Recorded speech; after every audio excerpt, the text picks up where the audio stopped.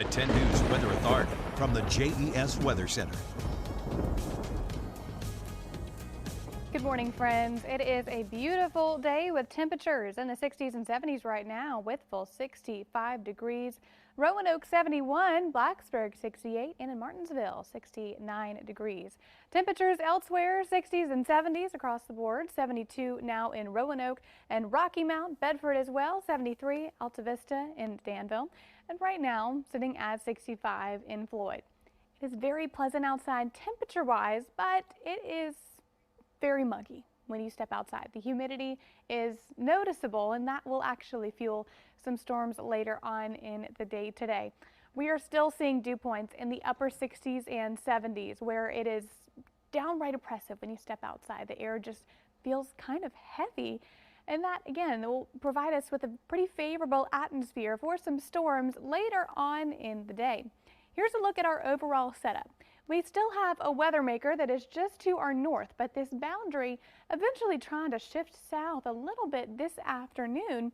And we still have another weather maker, center of low pressure, that will provide us with all of the moisture needed for very heavy rainfall that's associated with any storms that move throughout the area. And here's the deal. For the past couple of days, any storms that have come through have been slow movers, and we are keeping it very consistent today, exact same pattern.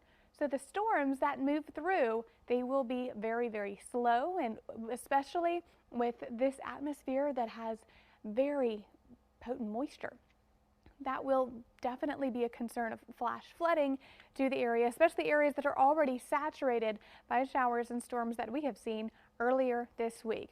Severe risk during the day today does put us in portions of the Roanoke, Southside Zone, Lynchburg, and part of the Highland Zone. This is a 1 out of 5 from the Storm Prediction Center.